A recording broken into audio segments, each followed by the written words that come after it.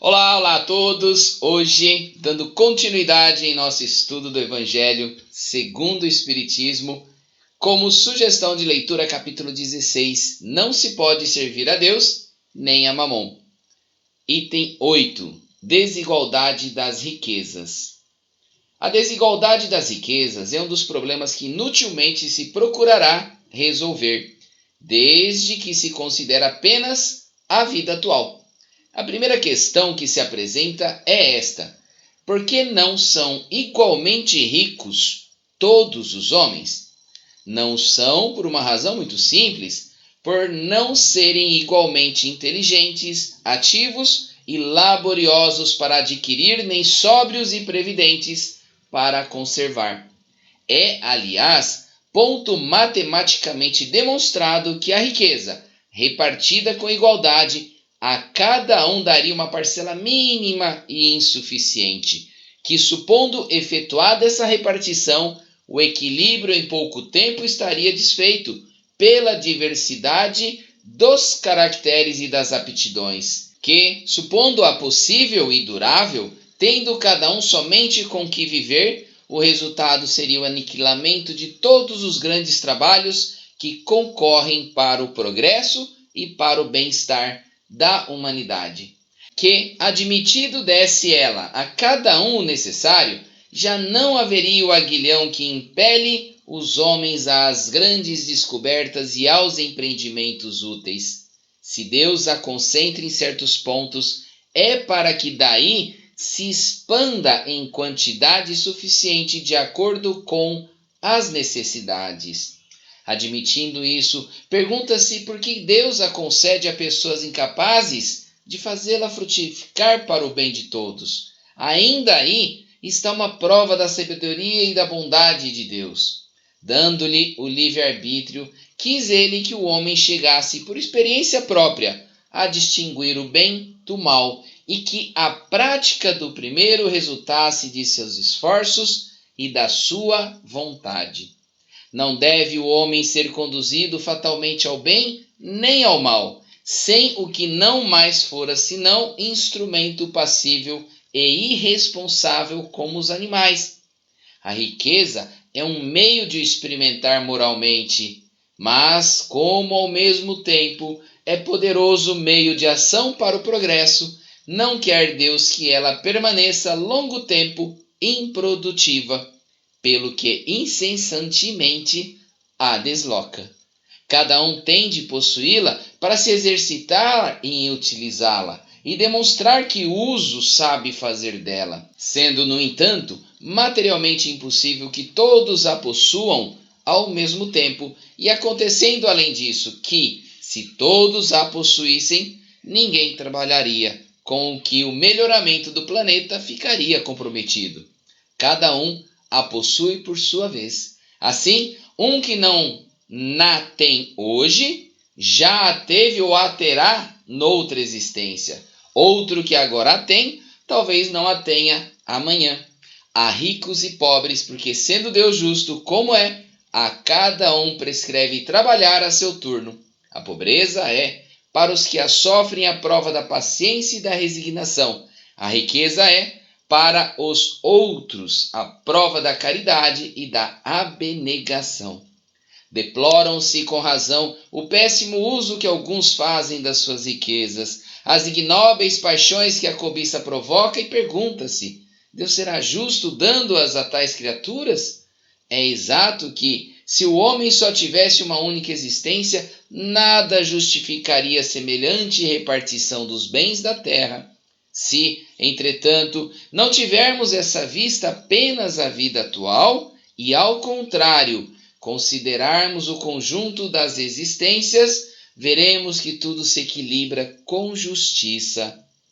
Carece, pois, o pobre de motivo assim para acusar a providência, como para invejar os ricos e estes para se glorificarem do que possuem.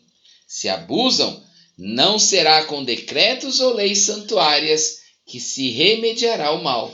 As leis podem, de momento, mudar o exterior, mas não logram mudar o coração. Daí vem serem elas de duração efêmera e quase sempre seguidas de uma reação mais desenfreada. A origem do mal reside no egoísmo e no orgulho. Os abusos de toda espécie cessarão quando os homens se regerem pela lei da caridade. Queridos irmãos em Cristo, fique agora com os comentários do dia de hoje. Até mais, tchau, tchau. Bom dia a todos. Vamos a mais Evangelho segundo o Espiritismo, continuando o 16º capítulo, Não se pode servir a Deus e a Mamon. Hoje o item 8, Desigualdade das riquezas.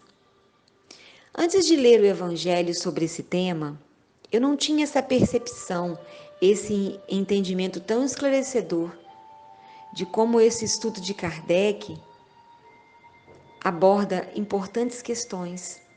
Este tema nos direciona a grandes reflexões e questionamentos também, né? E a primeira questão delas é em relação à pergunta: por que todos os homens não são igualmente ricos?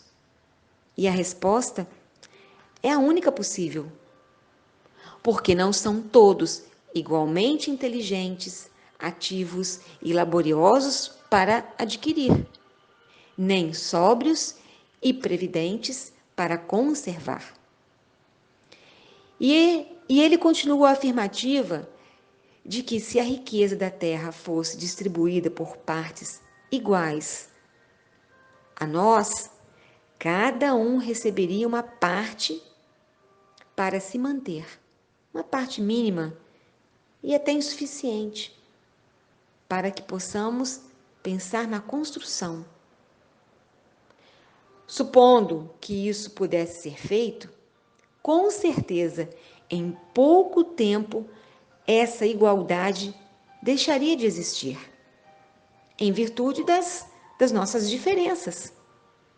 São diferenças individuais que temos.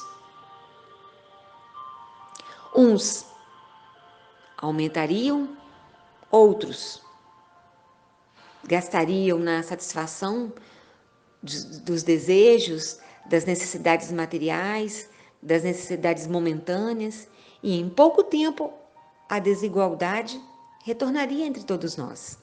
E isso é totalmente lógico. Somos espíritos em evolução, com inúmeras imperfeições e ainda sendo direcionados pelas más tendências. Ainda somos direcionados pelas más tendências.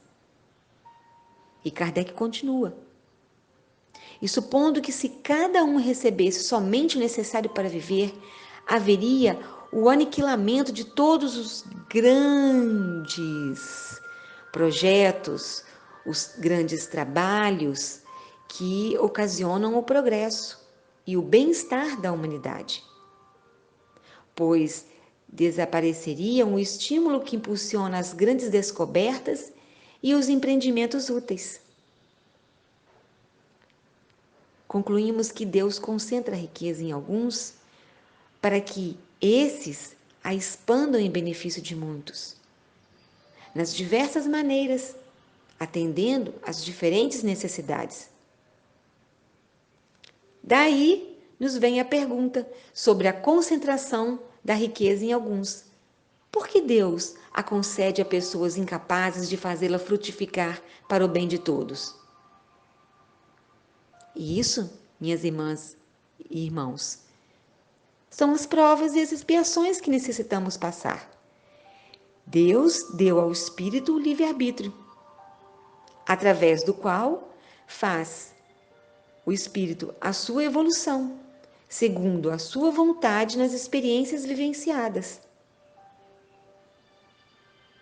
Quis que assim desenvolvesse todo o seu potencial intelectual e moral no esforço de descobrir, criar, realizar, renovar.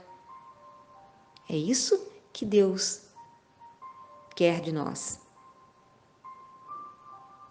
E que possamos entender que a fortuna é um meio de evolução moral, é um meio de ação para o progresso.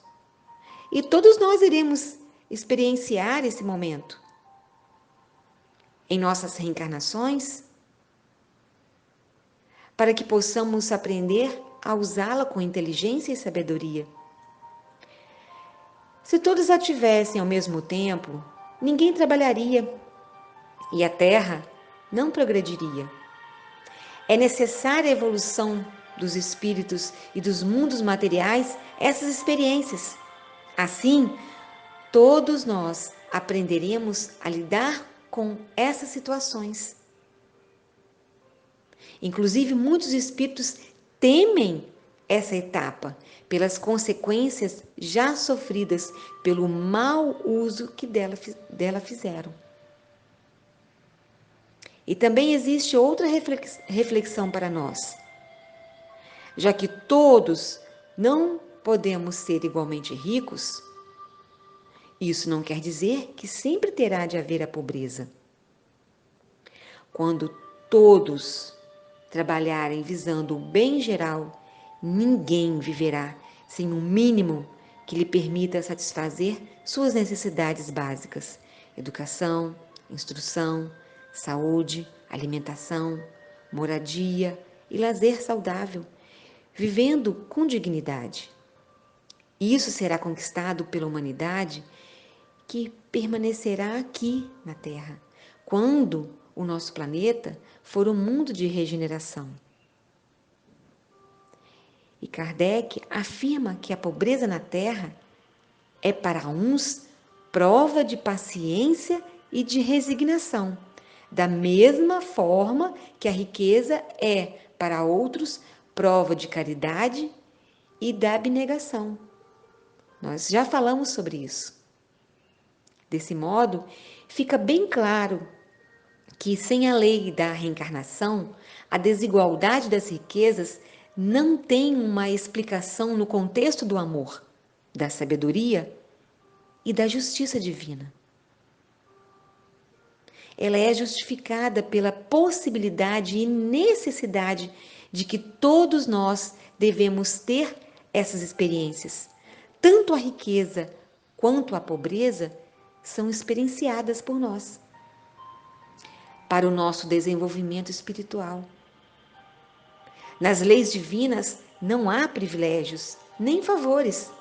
Todos os habitantes da Terra e dos mundos materiais têm de fazer sua evolução. Experimentam igualmente na existência certa, segundo suas capacidades, as experiências adequadas para a continuidade desse processo.